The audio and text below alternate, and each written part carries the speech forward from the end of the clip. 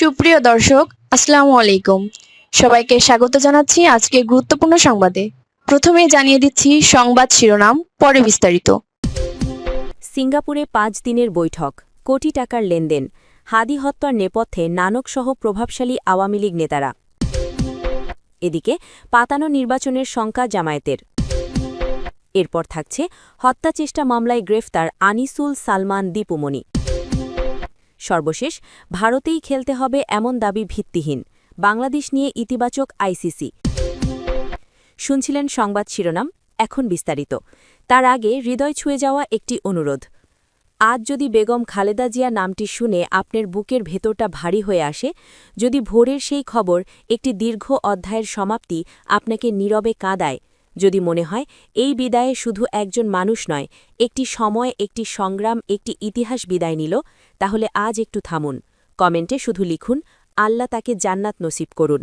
আর যদি আপনি চান তার জীবনের গল্প ভুলে না যাওয়া হোক, তার লড়াই বিকৃত না হোক, তার অবদান নীরবে মুছে না যাক, আর ইতিহাস যেন মানুষের কাছেই বেঁচে থাকে, তাহলে অনুগ্রহ করে চ্যানেলটি সাবস্ক্রাইব করুন। সাবস্ক্রাইব মানে কেবল একটি বাটন চাপা নয়, এটি শ্রদ্ধা জানানো, স্মৃতিকে ধরে রাখা আর সত্যকে নীরবে পাহারা দেওয়ার এক ছোট্ট অঙ্গীকার। চলুন নীরব না থেকে বিস্তারিত জেনে নিই। সিঙ্গাপুরে ৫ দিনের বৈঠক, কোটি টাকার লেনদেন, হাদি হত্যার নেপথ্যে নানকসহ প্রভাবশালী আওয়ামী লীগ নেতারা। ঢাকার রাজপথ কাঁপিয়ে দেওয়া ইনকিলাব মঞ্চের মুখপাত্র শহীদ শরীফ ওসমান বিন হাদি হত্যাকাণ্ড নিয়ে একের পর এক ভয়ঙ্কর তথ্য সামনে আসছে। তদন্ত শেষে ঢাকা মহানগর গোয়েন্দা পুলিশ ডিবি যে অভিযোগপত্র দিয়েছে, তাতে উঠে এসেছে এমন এক পরিকল্পনার কথা, যার শিকড় দেশের গণ্ডি ছাড়িয়ে পৌঁছে গেছে সিঙ্গাপুর পর্যন্ত। মঙ্গলবার ৬ জানুয়ারি বিকেলে ঢাকা মহানগর পুলিশের মিডিয়া সেন্টারে আয়োজিত সংবাদ সম্মেলনে ডিএমপির অতিরিক্ত কমিশনার ডিবি শফিকুল ইসলাম জানান, দীর্ঘ তদন্ত শেষে হাদি হত্যা মামলায় ১৭ জনের বিরুদ্ধে অভিযোগপত্র দাখিল করা হয়েছে। এতে হত্যাকাণ্ডে জড়িত প্রত্যেকের ভূমিকার বিস্তারিত বিবরণ উঠে এসেছে। কিন্তু এখানেই শেষ নয়। একই দিনে যমুনা টেলিভিশনের প্রকাশিত এক্সক্লুসিভ প্রতিবেদনে বলা হয়, সিঙ্গাপুরে বসেই ৫ দিনব্যাপী একাধিক বৈঠকে চূড়ান্ত হয় হাদি হত্যার পূর্ণাঙ্গ ছক। সেই বৈঠকের কেন্দ্রবিন্দুতে ছিলেন পতিত আওয়ামী লীগের কয়েকজন প্রভাবশালী নেতা এবং তাদের ঘনিষ্ঠ নেটওয়ার্ক। বৈঠকে ছিলেন নানক, ইলিয়াস মোল্লা ও বাপ্পি কি। তদন্ত সংশ্লিষ্ট সূত্রের দাবি অনুযায়ী হত্যার পরিকল্পনার বৈঠকে উপস্থিত ছিলেন কার্যক্রম নিষিদ্ধ আওয়ামী লীগের সাবেক মন্ত্রী জাহাঙ্গীর কবির নানক, সাবেক এমপি ইলিয়াস মোল্লা, ঢাকা মহানগর উত্তর যুবলীগের সাবেক নেতা ও কাউন্সিলর তাইজুল ইসলাম চৌধুরী ওরফে বাপ্পি এবং শুটার ফয়সাল করিম মাসুদ। সূত্র জানায়, ফয়সাল করিম মাসুদ গত বছরের ২১ জুলাই সিঙ্গাপুরে যান। পরদিন ২২ জুলাই সন্ধ্যায় সিঙ্গাপুর মালয়েশিয়ার সীমান্তবর্তী একটি হোটেলে গোপন বৈঠক অনুষ্ঠিত হয়। সেখানে টানা ৫ দিন ধরে হত্যার রূপরেখা, অর্থের লেনদেন এবং দায়িত্ব বণ্টন চূড়ান্ত করা হয়। ২৬ জুলাই দেশে ফেরার পরপরই ফয়সালের সন্তানের নামে একটি ব্যাংকে ৫৫ লাখ টাকার ফিক্সড ডিপোজিট খোলার তথ্য পায় তদন্ত সংস্থা। ডিবির মতে এই অর্থ ছিল হত্যার পারিশ্রমিক ও পরবর্তী নিরাপত্তা ব্যয়ের অংশ। কেন টার্গেট ছিলেন হাদি? ডিবির অতিরিক্ত কমিশনার শফিকুল ইসলাম জানান, অভিযোগপত্রে উল্লেখ করা হয়েছে, শরীফ ওসমান বিন হাদি একটি নতুন ধারার রাজনীতি শুরু করেছিলেন। তার বক্তব্যে সরকার, আওয়ামী লীগ ও নিষিদ্ধ ছাত্রলীগের বিরুদ্ধে তীব্র ও সত্যভিত্তিক সমালোচনা উঠে আসছিল। এই বক্তব্যগুলোকে হুমকি হিসেবে দেখেই কাউন্সিলর বাপ্পির নির্দেশে তাকে হত্যার সিদ্ধান্ত নেওয়া হয় বলে অভিযোগপত্রে উল্লেখ রয়েছে। কার কি ভূমিকা? ডিবির ভাষ্য অনুযায়ী মূল পরিকল্পনাকারী ও নির্দেশদাতা তাইজুল ইসলাম চৌধুরী ওরফে বাপ্পি, শুটার ফয়সাল করিম মাসুদ, সহযোগী আদাবর থানা যুবলীগের কর্মী আলমগীর হোসেন, পালাতে সহায়তা মুক্তি মাহমুদ, ফিলিপস নালসহ একাধিক ব্যক্তি। হত্যাকাণ্ডের পরপরই ফয়সাল ও আলমগীর ভারতে পালিয়ে যান। অভিযোগপত্রে আরও বলা হয়, সীমান্ত পারাপার থেকে শুরু করে অস্ত্র লুকানো, নম্বর প্লেট বদল সবকিছুতেই যুক্ত ছিলেন ফয়সালের বাবা মা ও নিকটাত্মীয়রা। ডিবি জানিয়েছে, উদ্ধার হওয়া আগ্নেয়গ্যাস্ট্রের ব্যালিস্টিক রিপোর্ট পজিটিভ এসেছে।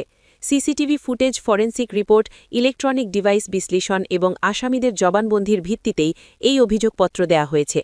প্রশ্ন একটাই, এই সিঙ্গাপুর বৈঠক কি শুধু একটি হত্যার গল্প, নাকি রাজনীতির অন্ধকার অধ্যায়ের ভয়ঙ্কর দলিল? এই তদন্ত এখানেই শেষ নয়। এদিকে পাতানো নির্বাচনের সংখ্যা জামায়াতের। আইনশৃঙ্খলা বাহিনী যেভাবে একটি দলের দিকে ঝুঁকে পড়েছে, প্রশাসন যেভাবে আনুগত্য দেখাচ্ছে, তাতে অতীকের মতো আরেকটি পাতানো নির্বাচনের শঙ্কা প্রকাশ করেছেন জামায়াতের নায়েবে আমির ডাক্তার সৈয়দ আবদুল্লাহ মোহাম্মদ তাহের। তার মতে এ ধরনের পাতানো নির্বাচন দেশকে আবারও ধ্বংসের দিকে নিয়ে যাবে। বুধবার ৭ জানুয়ারি সকালে রাজধানীতে জামায়াতে আমিরের রাজনৈতিক কার্যালয়ে ইউরোপীয় ইউনিয়নের প্রতিনিধিদের সঙ্গে বৈঠক শেষে ব্রিফিংয়ে এই শঙ্কা প্রকাশ করেন তিনি। পরিস্থিতি নিয়ন্ত্রণে সরকার ও নির্বাচন কমিশনকে পদক্ষেপ নেওয়ার আহ্বান জানিয়ে ডাক্তার সৈয়দ আবদুল্লাহ মোহাম্মদ তাহের বলেছেন, ইইউকে জানানো হয়েছে আগামী নির্বাচন অবাধ ও নিরপেক্ষ প্রত্যাশা করে জামায়াত, তবে প্রশাসন একটি দলকে বেশি গুরুত্ব দিচ্ছে। জামায়াতের এ নেতা জানালেন, তার দল ক্ষমতায় গেলে সব রাজনৈতিক দলগুলোর সঙ্গে সমন্বয় করে সরকার গঠন করা হবে। এদিকে এনসিপিকে ১০ আসনে ছাড় দেওয়ার যে খবর রটেছে, বিষয়টিকে কাল্পনিক বলছেন তিনি। জামায়াতের নেতৃত্বাধীন ১১ দলীয় জোটের নির্বাচনী আসন সমঝোতা শীঘ্রই হচ্ছে বলে জানান সৈয়দ আবদুল্লাহ তাহের। সর্বশেষ, হত্যা চেষ্টা মামলায় গ্রেফতার আনিসুল, সালমান, দীপুমণি। বৈষম্য বিরোধী আন্দোলন কেন্দ্রিক রাজধানীর বাড্ডা থানার হত্যা চেষ্টা মামলায় সাবেক আইনমন্ত্রী আনিসুল হক, সাবেক প্রধানমন্ত্রী শেখ হাসিনার বাণিজ্য উপদেষ্টা সালমান এফ রহমান ও সাবেক সমাজ কল্যাণ মন্ত্রী ডাক্তার দীপুমণিকে গ্রেফতার দেখানো হয়েছে। এই মামলায় তারা এজাহার নামীয় আসামি ছিলেন। বুধবার ৭ জানুয়ারি ঢাকার মেট্রোপলিটন ম্যাজিস্ট্রেট মোহাম্মদ এহসানুল ইসলামের আদালত তাদের গ্রেফতার দেখিয়ে কারাগারে পাঠানোর আদেশ দেন। এদিন সকালে তাদের কারাগার থেকে আদালতে হাজির করা হয়। মামলার তদন্ত কর্মকর্তা বাড্ডা থানার উপপরিদর্শক মোহাম্মদ গোলাম কিবরিয়া খান তাদের গ্রেফতার দেখানোর আবেদন করেন। এ সময় রাষ্ট্রপক্ষে অতিরিক্ত পাবলিক প্রসিকিউটর মোহাম্মদ শামসুদ্দোহা সুমন শুনানিতে অংশ নেন। শুনানি শেষে আদালত তাদের গ্রেফতার দেখানোর আবেদন মঞ্জুর করেন। মামলার অভিযোগে বলা হয়, বৈষম্য বিরোধী ছাত্র আন্দোলন চলাকালে ২০২৪ সালের ২০ জুলাই বাড্ডা থানার মধ্য বাড্ডা এলাকায় অংশ নেন ভুক্তভোগী মোহাম্মদ দুর্জয় আহমেদ। ওই দিন মিছিলে অংশ নিয়ে তিনি রাস্তায় অবস্থান করছিলেন। এ সময় আন্দোলন দমনে আওয়ামী লীগের শীর্ষস্থানীয় নেতাদের প্রত্যক্ষ ও পরোক্ষ নির্দেশনায় তাদের অনুসারীরা অবৈধ অস্ত্র দিয়ে হত্যার উদ্দেশ্যে এলোপাথারি গুলিবর্ষণ করে। এতে মাথার পেছনে গুলি লেগে গুরুতর আহত হন দুর্জয়। জাতীয় চক্ষু বিজ্ঞান ইনস্টিটিউট ও হাসপাতাল ও সম্মিলিত সামরিক হাসপাতালে চিকিৎসা নেন তিনি। পরে তার ২ চোখ অন্ধ হয়ে যায়। ওই ঘটনায় একই বছরের ২০ নভেম্বর ভুক্তভোগী মোহাম্মদ দুর্জয় আহমেদ বাদী হয়ে সাবেক প্রধানমন্ত্রী শেখ হাসিনা সহ ৯০ জনের বিরুদ্ধে হত্যা চেষ্টা মামলা দায়ের করেন।